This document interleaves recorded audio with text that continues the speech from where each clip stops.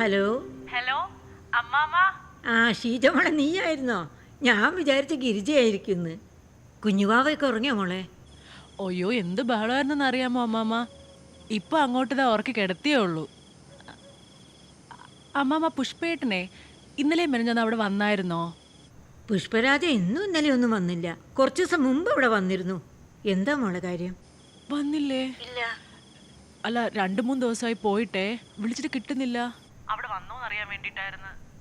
എടാ രവി, ഷീജമോളാ പുഷ്പരാജൻ കുറച്ച് ദിവസമായി വീട്ടിൽ ചെന്നിട്ടെന്ന്. നീ ഒന്ന് ചോദിച്ചേ. ദാ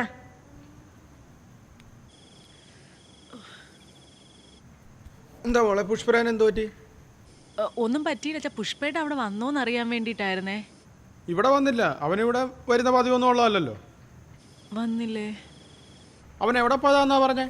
കൂട്ടുകാരന്റെ അച്ഛനെ കിണറ്റിൽ വേണമെന്ന് പറഞ്ഞിട്ട് വെള്ളിയാഴ്ച രാത്രി പോയതാ, പിന്നെ വന്നില്ല. വെള്ളിയാഴ്ച രാത്രി കൂട്ടുകാരൻ്റെ അച്ഛൻ കിണറ്റി വീണെന്ന്. കിണറ്റി വീണവരെ രക്ഷിക്കാൻ ഇവനാര്? ഫയർഫോഴ്സിലെ ഉദ്യോഗസ്ഥനോ? ഒരു തൊട്ട് വെള്ളം കോരാൻ അറിയാത്തവനാ. കിണറ്റിച്ചാടിയരെ രക്ഷിക്കാൻ പോയേക്കണം. അവൻ വല്ലതും എവിടെയെങ്കിലും കൂട്ടുകാരുടെ കൂടെ കുടിച്ചു കൂത്താടി നടക്കുകയായിരിക്കും. അവൻ ഒരു കിണറ്റിലും വീണിട്ടില്ല, തോട്ടിലും വീണിട്ടില്ല. എന്റെ അടുത്ത് ഇതുവരെ പുഷ്പേട്ടൻ കള്ളം പറഞ്ഞിട്ടില്ല. അച്ഛൻ എന്തെങ്കിലും അപകടം വരുമ്പോഴല്ലേ കൂട്ടുകാരെ സഹായിക്കേണ്ടത്. കൂട്ടുകാരെന്ന് വെച്ച പുഷ്പേട്ടന്റെ ജീവനാണ്. തിരിച്ചു അങ്ങനെ തന്നെയാണ്. നീയാണ് അവൻ എല്ലാത്തിനും വളം വെച്ച് കൊടുക്കുന്നത്. ഈ ബന്ധം ശരിയാവൂല്ലെന്ന് അന്നേ ഞാൻ പറഞ്ഞതാണ്. ആര് കേൾക്കാൻ? കഴിഞ്ഞ ആഴ്ച രാത്രി 10-10 ആയപ്പോൾ വെള്ളമടിച്ച് 4 കാലയെ പോയെന്ന് എന്നോട് കുറെ പേര് പറഞ്ഞു. എനിക്കാണെ കേട്ടിട്ട് തൊലി ഉരിഞ്ഞു പോയി. അച്ഛൻ ഈ ബന്ധത്തിന് ഇപ്പോഴും ഒന്നും പറ്റിയിട്ടില്ല.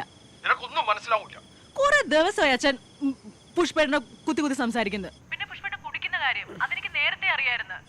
ഇനി ഞാൻ ഫോൺ വിളിക്കുന്നതാണ് അച്ഛന്റെ പ്രശ്നം എന്നുണ്ടെങ്കിൽ ഞാൻ ഇനി ഫോൺ വിളിക്കണില്ല. ഡി മോളെ ഷീജെ, നീ ഉണ്ടല്ലോ. ഹലോ.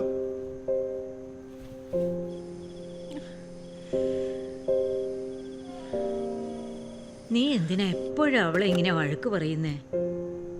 അമ്മ, ഞാൻ വഴക്ക് പറഞ്ഞതാണോ? ഉള്ള കാര്യമല്ല ഞാൻ പറഞ്ഞത്. ആ പുഷ്പരാജൻ തലവേദനയായി മാറുമെന്ന് എനിക്ക് പണ്ടേ അറിയായിരുന്നു. എന്തായാലും ശരിയായില്ല. ഒരു വിഷമം പറയാൻ വിളിച്ച ഇങ്ങനെയാണോ പറയുന്നേ? നിന്നോടല്ലാതെ വേറെ ആരോടാ അവള് സങ്കടം പറയേണ്ടത്? അമ്മേ, അത്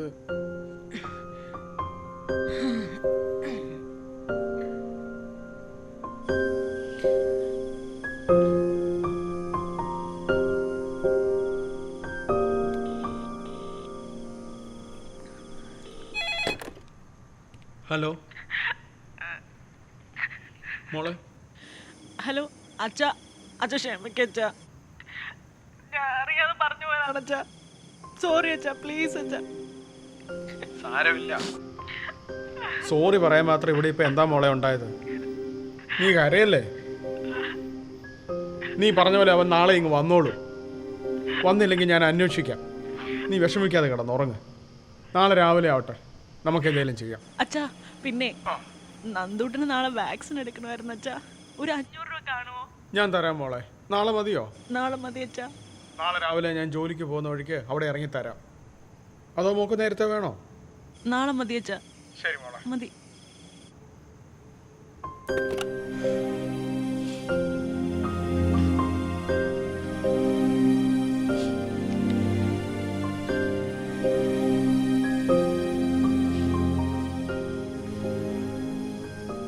നിങ്ങൾ വിചാരിക്കണമെന്നല്ലോ ഡോക്ടറെ, ഇത് ഭയങ്കര ബുദ്ധിമുട്ടുള്ള കേസാണ്. എന്താണ് ബുദ്ധിമുട്ട്? ബുദ്ധിമുട്ടെന്ന് തോന്നുന്നു എവരെയൊക്കെ കൊണ്ട് എനിക്കാണ് സാറേ ബുദ്ധിമുട്ട്. ഒരു ലോജിക്കില്ലാത്ത കുറേ മനുഷ്യർ. മനസ്സിലായി. പേരെന്താ? പേര് ലക്ഷ്മണൻ. പേര് രാമാനുജൻ.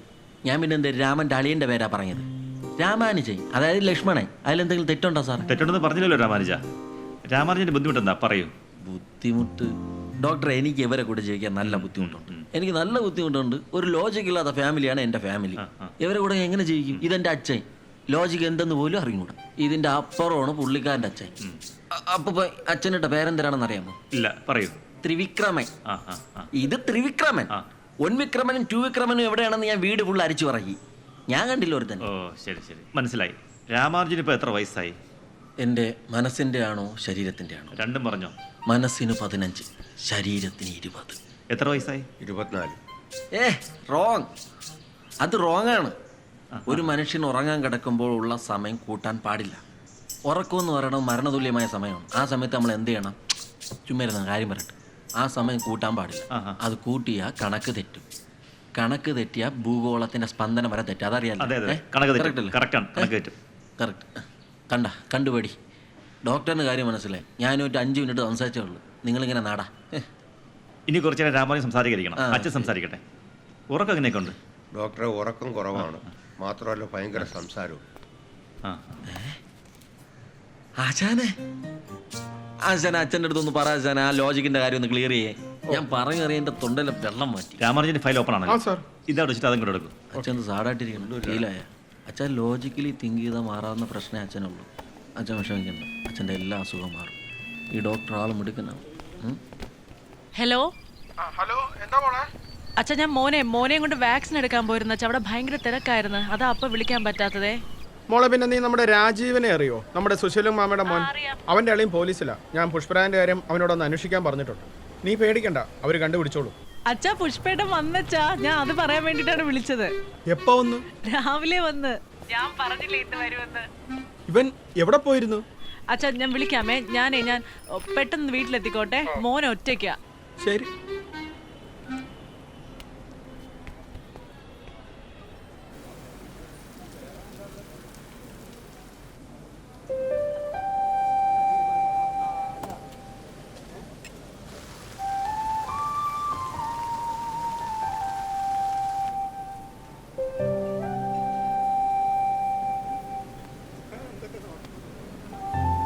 അംബുലൻസ്.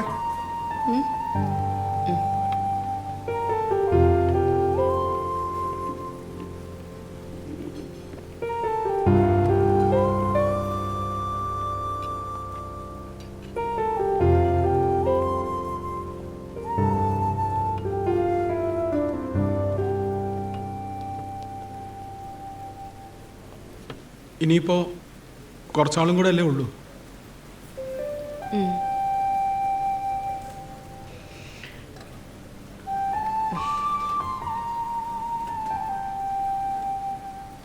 സിസ്റ്റർ വേറെ ജോലി നോക്കാൻ തുടങ്ങിയോ? നോക്കണം.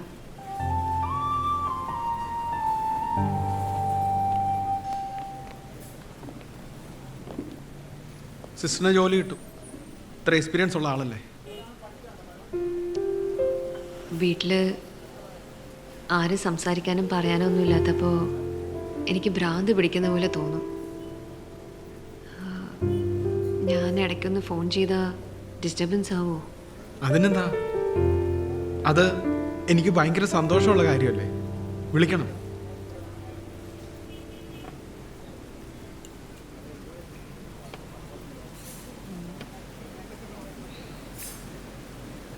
രാജി സിസ്റ്ററിൻ്റെ ഡ്യൂട്ടി ടൈം കഴിയാറായി. അപ്പം ഞാൻ പതുക്കെ ഇറങ്ങാം.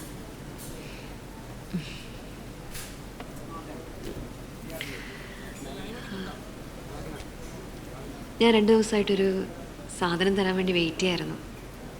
എന്താ?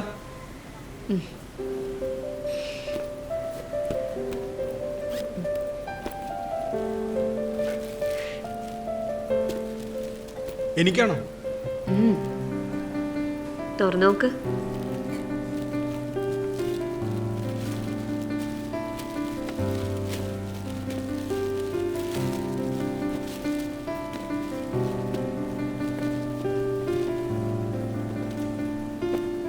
അയ്യോ, എന്തിനാ സിസ്റ്റർ ഇതൊക്കെ? വെച്ചോക്ക്.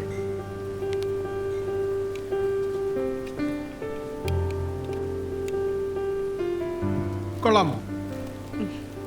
Happy birthday. Thank you. ഞാൻ ഇറങ്ങാം. ആ